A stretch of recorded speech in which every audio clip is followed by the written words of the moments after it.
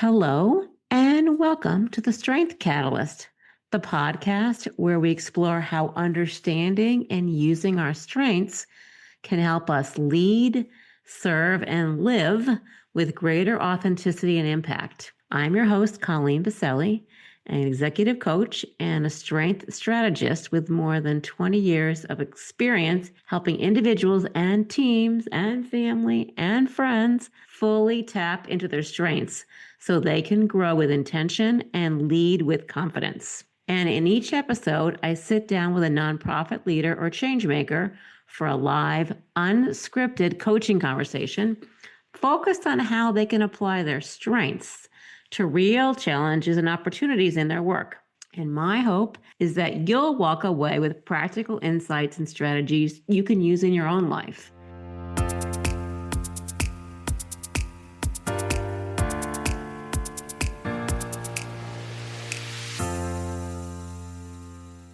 So today you'll hear me talk with Jeff Kimball. He's the co-founder and chief program officer of a new nonprofit called Empower Change. They are an online community designed to help people navigate grief. He brings really deep professional expertise and a profoundly personal understanding of loss. And in our conversation, he models what it looks like to use your strengths intentionally in moments of complexity and growth. Together, he and I will explore several powerful strength strategies. Those include how to inspire others by leaning into authentic, strengths-based empathy. He'll talk about how to temper a decisive nature with compassion and patience. And really, we get into kind of how you can reframe draining situations using your strengths that might not be as energizing by pairing those with your more energizing strengths. And Jeff's reflections remind us that even in times of grief or uncertainty, our strengths really can be the most reliable tools we have to move forward with purpose. And at the end of the episode, I'll share how you can take your own strengths profile assessment and learn more, of course, about Empower Change. So let's get started.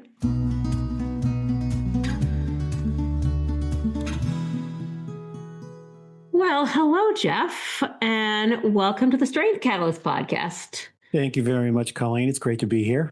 I'm so excited that we're reconnected because I think it was probably about 2 years ago or so that we met, and I'm thrilled that you agreed to come on this podcast. And one of the things that I have learned about you over the last couple of years is that people speak so highly of you, and people have such a deep respect, as I do, for your credibility, and more than that, or as much as that, you're so kind and patient and thoughtful, and your colleagues have told me that about you, and certainly as someone who's supported you and your organization in the past, I feel that. And so I don't know, I feel honored to have you here. And I also have to say, I really admire your commitment to helping people like yourself who've experienced losses. Yeah, and I thank you, Colleen. I mean, it all comes from a place of gratitude and just an ethic of service that was instilled in me by my parents and through my education. And, to the extent that you had all these nice things to say about me, I think we're so much of a reflection of the people around us, the community around us. So, I hope if anything else, I'm just a mirror of what I experienced. Wow. Well, that's beautiful. And it's certainly a good example to set, for other people, including for you and for me, our own children. So we're going to do a deep dive today into how you can best leverage your strengths as the co-founder and chief program officer for the new nonprofit Empower Change, which for our listeners is an online community for grief support. Before we get into the kind of coaching piece of our conversation, I'd love it if you could tell our listeners about your role and share a bit about the Empower Change mission. Sure. One brief bit of context for this is I'm the widowed father of 2 girls. My wife, Amy, passed away 21 years ago. It seems hard to believe. From a rare form of cancer. She was diagnosed when she was pregnant with my youngest and then died on her 3rd birthday when my girls were 3 and 5. And in the handful of years, I experienced the deaths of my only grandparent, this is going to sound like I'm reading a shopping list, right? It's always weird for me. But my only grandparent, my father, my wife, my mother, my best friend, and then most tragically, my 9-year-old niece. And I saw firsthand the incredible support at times that was given to us, but I also witnessed the isolation that comes. There's so much that I learned through this process, and out of that, I'm really trying to pay it forward. I gave up my career. I worked in the U.S. Senate and on Wall Street, and then when my wife got sick, I took a job in development, never having done it before, so that I could be closer to my kids. And when they got older, I went back to work full time and worked with children who were terminally ill or critically ill with cancer, and then later helped grow 4 grief-related nonprofits. I'm an entrepreneur at heart and somewhat of a operating in the land of misfit toys. And what led me to this work is a couple pieces of research actually that I grew connected to through the years. One is that it comes out of UPenn, and it's that people learn best from somebody who was ahead of them on their journey, whatever it might be. The other is that unresolved grief, so the grief that you don't deal with, leads to a lifetime of very bad complications, like higher rates of addiction, problems at school, higher rates of truancy, lower graduation rates, higher rates of divorce, higher rates of bankruptcy. And you look at the cost to people, to their lives, to kids' lives, to society, and you think, this is a problem that can be solved. Now, it can't be solved for everybody, but it can be addressed. And so the nonprofit idea came out of, well, what can we do to address this problem? And we thought, we can connect people so that they can find others like them who have been on this journey, and we can help them learn. We can empower them. We can't make anybody change their lives or want to deal with grief. And it's a subject many of us don't want to deal with. But if we can help find easier ways to bring people in and through this process, if we can help them deal with grief, then they can, realize the potential, and they can learn that life is both brutal and beautiful often at the same time, but there is a way to hold your grief and yet still live a life of promise and love. And I want to inspire people to believe that it's possible. Wow. I can relate to what you said about people who are grieving, benefiting from connecting with people who have been through a similar challenge. When I was, though this is not a grief story, but when I was 38, and I had a 6-year-old, 5-year-old, and a newborn 3-month-old, I was diagnosed with stage 3 breast cancer, and it was a pretty bad situation. And I'm so blessed to be alive now and to be able to tell this story all these years later. But I remember how desperately I wanted to get connected to other people, other women who had been through the same thing, most particularly if they've been through something that was as bad, if not worse, of a diagnosis as mine, and they survived it, so that it would give me a feeling of not being alone, right? And a feeling of hope and a feeling of a resource, who could support me. So certainly not the same thing as losing someone, but I thought of that anyway when you were describing that situation. Sorry about your experience. I'm so glad that you've come through it. And Colleen, let me speak business speak for a second, which is weird in this context, but it is what it is. The grief really is my beta. And, I have a theory that I want to test, but I really do believe that you can take this same process and apply it to somebody who's got a chronic illness, or somebody who's been divorced, or somebody who's been through any form of trauma. Because I do think that we have to deal, we want to connect, and we need to learn. So much, though, in our life right now, if you try to learn anything on the internet, my God, it's like, where do I even start?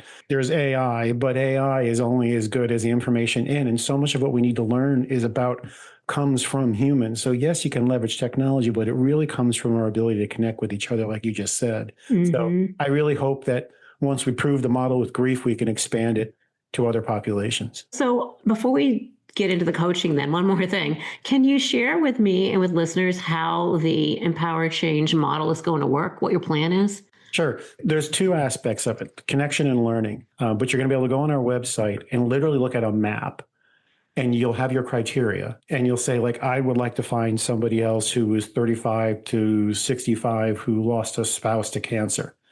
And I'll be able to look on the map and filter it by that way and click.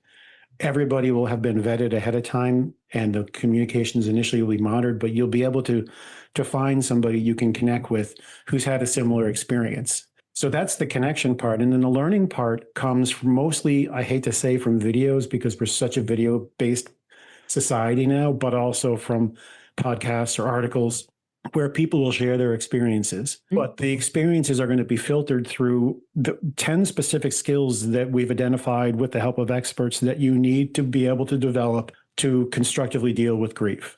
And so how to cope, how to build resilience. Again, a lot of these things are very similar to others in other situations, but so you'll be able to learn through each one of these skills. And then other piece of research. The research shows that our brains, when we're grieving, operate at about 25% capacity. Wow. Somebody who's been through this process, people will often hand me a book. And what are you kidding me? Yeah.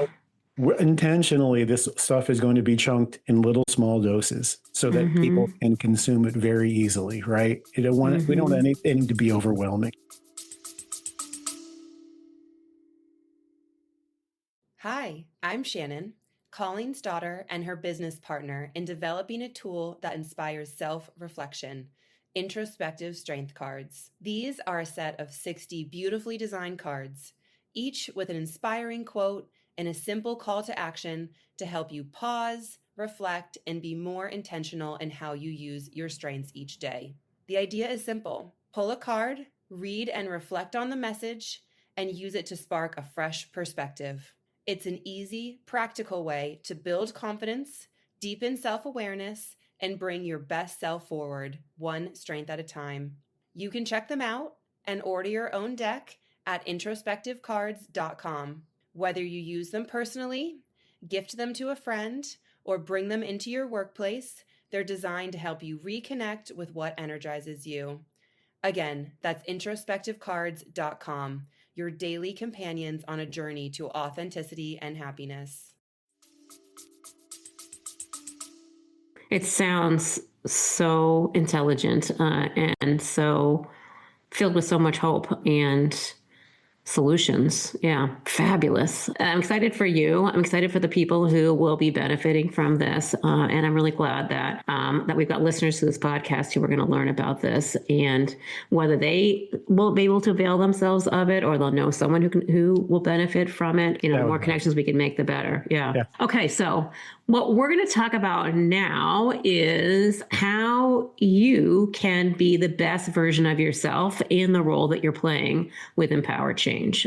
So we had a little preliminary conversation before we started recording this podcast, and I asked you what you wanted to focus on, and you said a few different things. So let me summarize them, and you can let me know whether these still make sense or whether you want to modify this in any way. So one thing we talked about is how can you inspire people to be their best selves, especially when they're grieving and in vulnerable places? And that's presumably you wanting to use your strengths and figuring out whether the people are ready for that. Yes. And how to do that effectively. The second thing that I noted you suggested is that you told me that you're a pretty decisive person, but we know that people with brains who are grieving, or even our work colleagues, don't always have the same experience or wisdom or strengths that you have or that I have. And so we all are trying to find ways, you included, to be our authentic, and in your case, like decisive self, but also, of course, sensitive to other people's perspectives and pace. And I guess I would say their strengths, they show up differently. So, how can you manage through that? Yes. And, my experience with many nonprofits is they're risk averse, and where good ideas often go to die because people are afraid to kind of put a stake in the ground. And that's where I know I'm different. I like to make very intelligent decisions, fully transparent, but I like to move. And that's countercultural, I realized. Oh, yes. Well, especially, as you said to me, when you're talking about topics that are very personal and, grieving, illness, what have you. Those are such sensitive topics, yet you won't presumably be able to accomplish your mission unless you can talk about those experiences. All right. And so you took the strengths profile assessment in preparation for our conversation. And so you have in front of you a list of your strengths, and they are categorized by the strengths that you're using often that give you energy, the strengths that give you energy you're good at that you're not using as often, the strengths that you have that are draining, despite the fact you're good at them. And you've got a little list in front of you of your self-acclaimed weaknesses. So in the show notes, I will put more information for our listeners on exactly what that assessment is. But I just want to make sure everybody knows, and we just ground ourselves on the fact that you've got that list in front of you. So I'm going to be asking you throughout our conversation, like, well, how could you use your strengths maybe in a different way? Because as I think about it for you and for everybody, our strengths are our toolkit. And to the extent that we can be as intentional and purposeful as possible with our strengths, then we stand, of course, the higher likelihood of achieving whatever our goal is, whether that's, getting people to follow us or accomplishing something or having more fun or what have you. And so I like to really help people look at their strengths in a very granular way and really think about how to maximize them wisely. So if we take your first opportunity about inspiring people to be their best selves when they're grieving, and you take a look at your list of strengths, and I'm going to ask you to look at both the strengths that give you energy that you're good at and you're using often, and the strengths, the unrealized strengths that you're good at and give you energy that you're using a little less frequently. Is there anything in there, any kind of low-hanging fruit, a strength that you might be able to activate a little bit more to help you be as sensitive and successful with this goal? Well, of course, compassion and authenticity. But then when I look at my unrealized strengths, change agent, which is interesting because one of the things I didn't really appreciate about grief until I was in it is that pretty much from the day that you are labeled whatever it is, widow or, survivor, things change constantly. So I have to leverage being a change agent, whether I realize it or not. And that was one of the things that really struck me. And so if you think about a particular situation that you might be in where you are working with someone who is grieving, and we recognize the fact that you're really good at, as a change agent, working through change, seeing the value and importance of change, but also helping other people get enthusiastic about change. What would that look like if you were to use that more intentionally? Overcome the fear of change.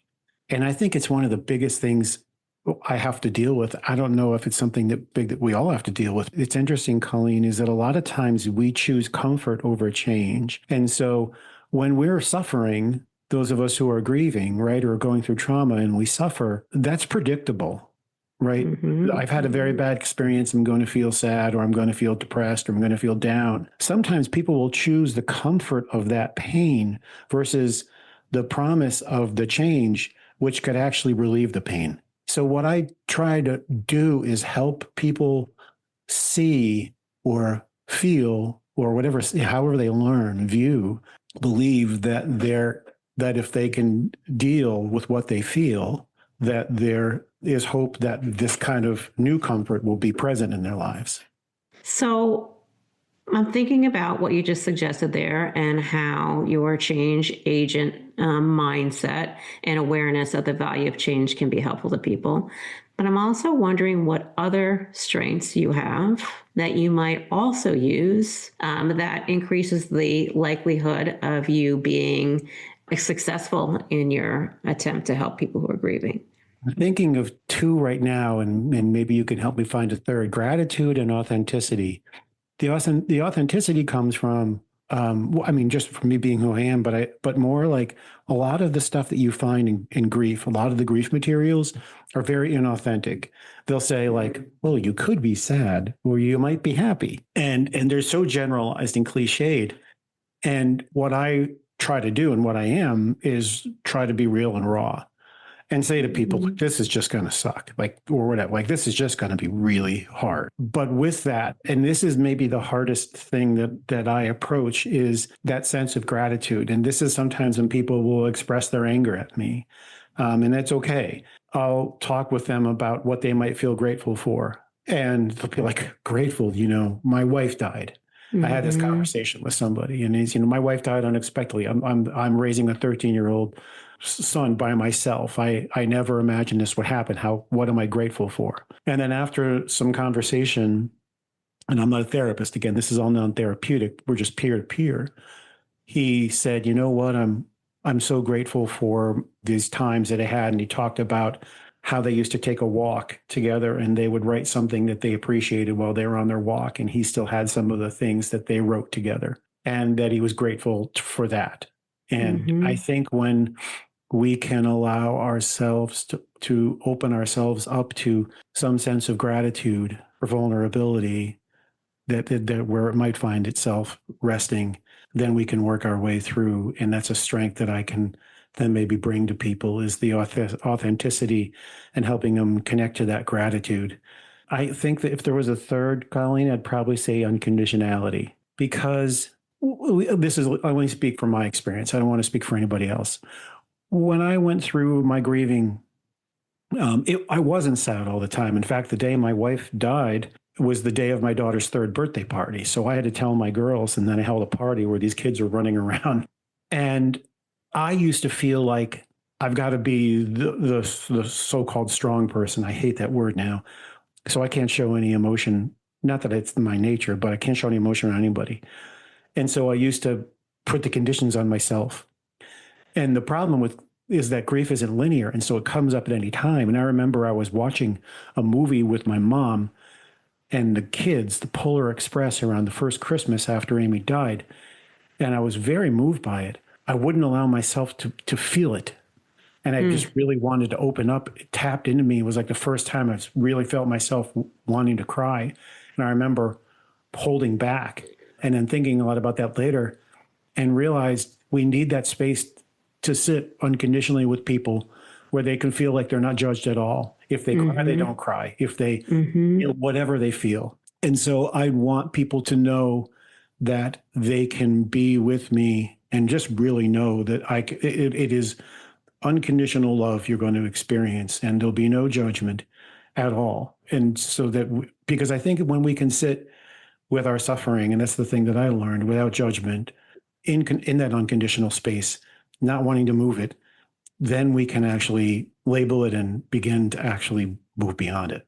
It certainly sounds like you've got the right set of strengths to make a difference with the people whom you're serving. Your unconditionality, as you just suggested, the authentic way that you are able to show up with related experience, your way of framing the gratitude so that it's genuine in this beautifully, sensitively, emotionally aware package. Yeah, I really admire that, what you're doing and the strengths that you're bringing to that. Is there anything more on this topic? I was thinking more about decisiveness, and the hard part is that the grieving mind tends to go back over things a lot. So what I find is that I have to temper my decisiveness. It means that I'll often have the same conversation with folks a few times.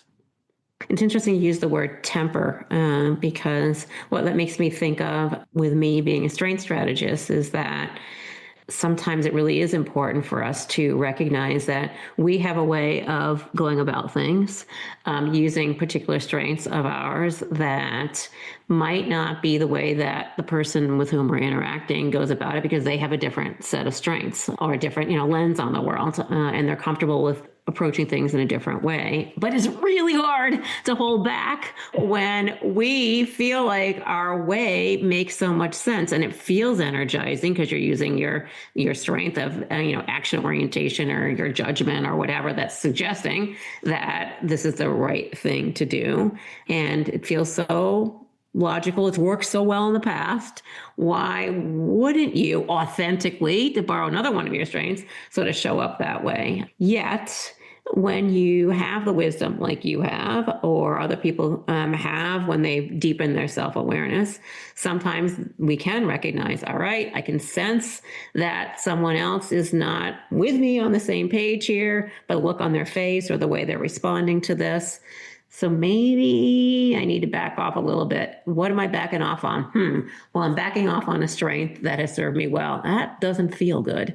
And you start feeling a little bit vulnerable because, well, how else am I going to do this? So that is when we can, reflect on the large quantity of strengths that most of us have and think to ourselves. And I'm going to ask you to think to yourself right now, like if you are recognizing in a given situation that your decisiveness is not as sensitive as you want it to be, what other strengths do you have that give you energy that you could also use or instead use that'll enable you to continue to show up as your authentic self, continue to get the energy that you get from taking a strengths-based, confident approach to something, but do it a little bit differently because you're using a different strength.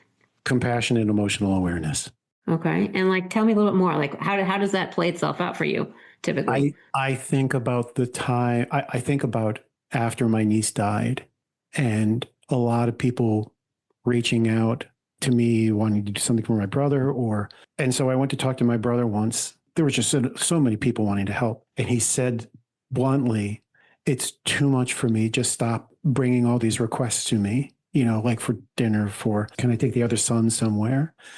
And I felt that pain in his voice so much because it was just like I have to confront this every time we have this conversation. And I think he just wanted to mourn.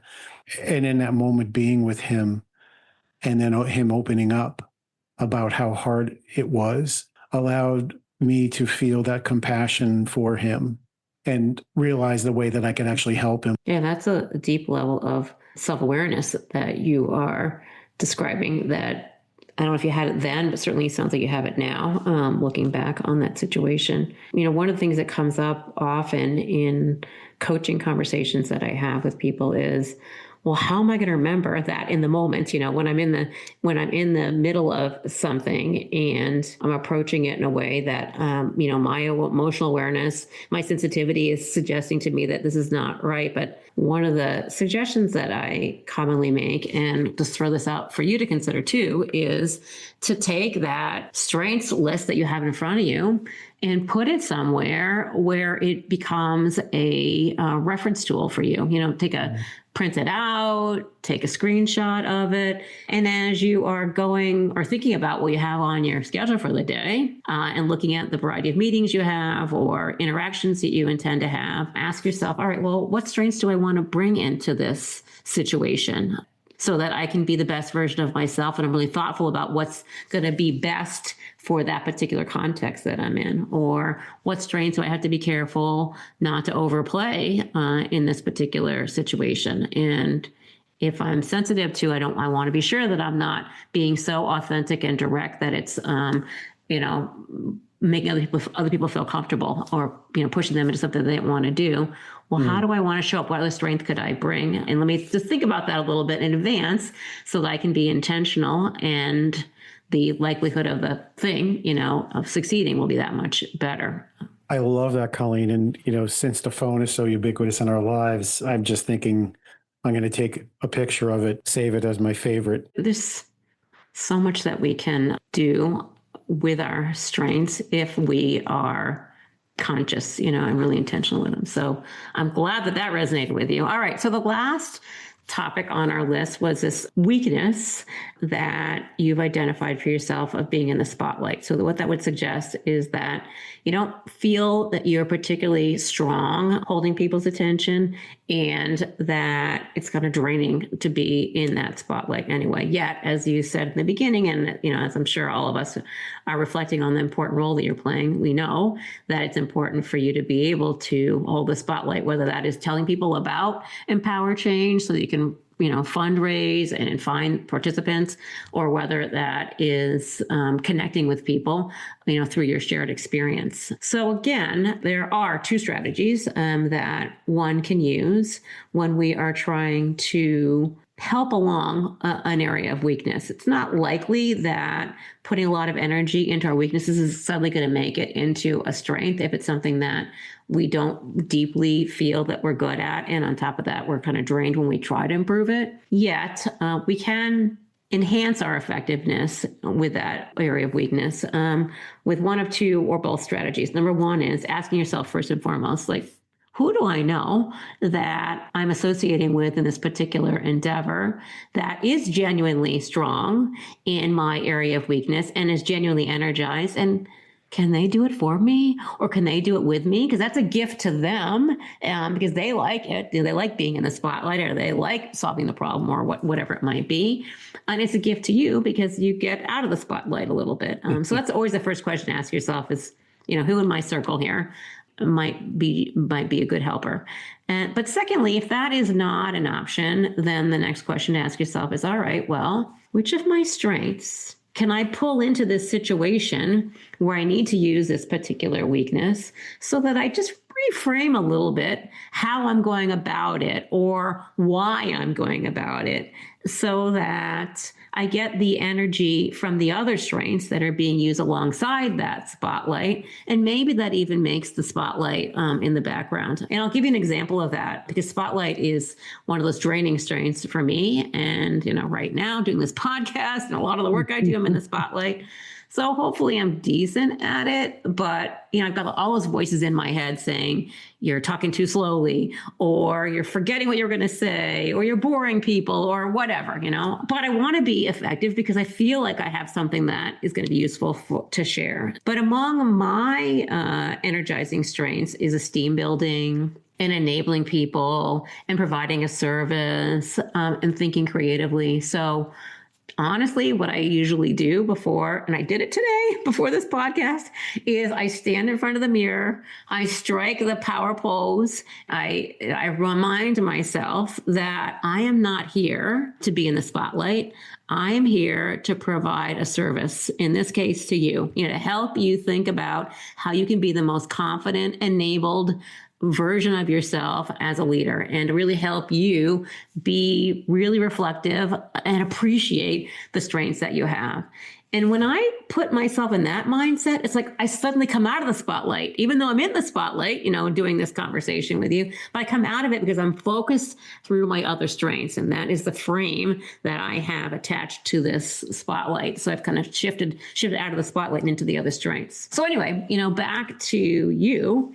If you think about your own strengths and you think about situations where you have been or will need to be in the spotlight, and I know it will differ depending on the particular situation, but in general, are there strengths that you have that you can lean on next to your spotlight in order to reframe it for yourself a little bit? Yeah, I'm looking at this now, and it's really helpful for those who go through this process to have this in front of you, because it really is reframing the way I think about this whole thing, which is mission, authenticity, and resilience. Part of my reluctance in the spotlight, Colleen, comes from this.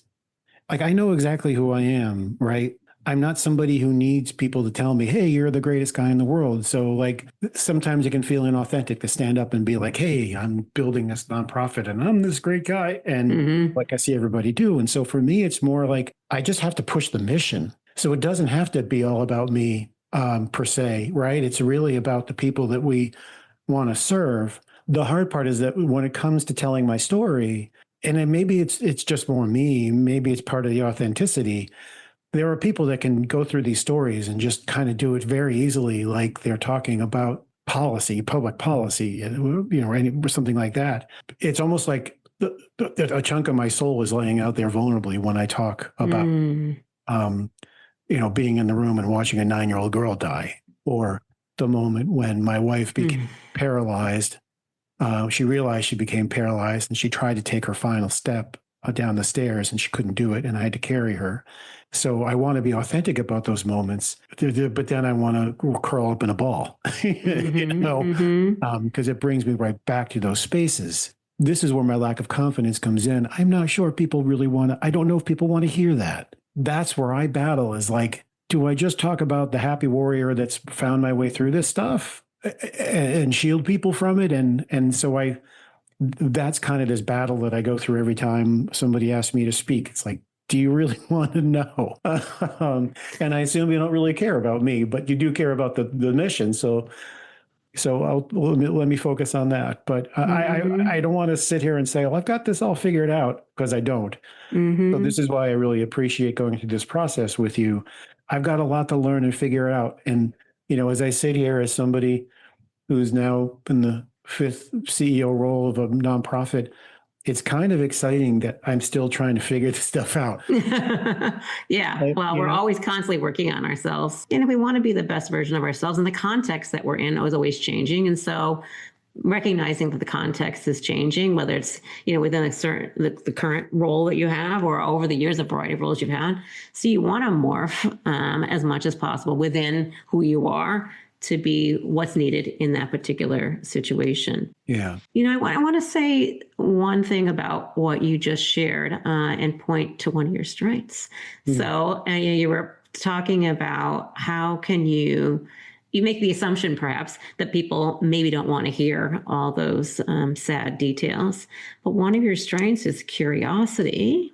I see that on your list here. And I wonder if you could use your curiosity a little bit more frequently in order for you to clear up that assumption, to have some greater clarity, because then you would know either I should cut it here or I should continue to go on. And that might give you more self-belief and self-confidence to then proceed in whatever makes the most sense in that particular context. That's so interesting. I love the reframe on that. It puts me in a mode of discovery versus a mode of self-defense. Yeah, absolutely. All right. Well, I want to wrap this up by asking you to share with me, just off the top of your head, what are some of the strengths of the nonprofit that you are starting, Empower Change? What's going to make it successful because of the strengths that it as an organization has? Authenticity, gratitude, and unconditionality.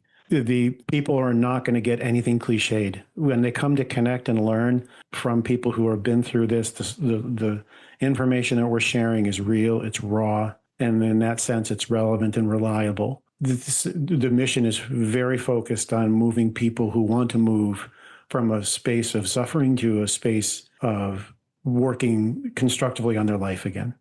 It's inspirational. It's positive. It's not destructive, but not everybody wants to be in that space. And the unconditionality comes from, if somebody makes that commitment, we're going to sit with them. I don't care where you come from. I don't care what brought you to that point. But when you want to make that commitment, we're with you, period. Fabulous. I'm so excited for you to get this off the ground. And I thank you so much for joining me today. Many years ago, when I first started honing my skills as a strength strategist, I wrote this, little mantra for myself. And it feels like it's so perfect right now. And so I would say it in closing, and that is, when you embrace your strengths, you empower your world. And look at the way that you're empowering the world of people who have suffered who have and will, whatever, suffer in the ways that you have. So thank you very, very, very much for being with me. I wish you tremendous success in your mission to provide support to those who need it. Thanks, Colleen, very much. It's been a pure joy to be here with you.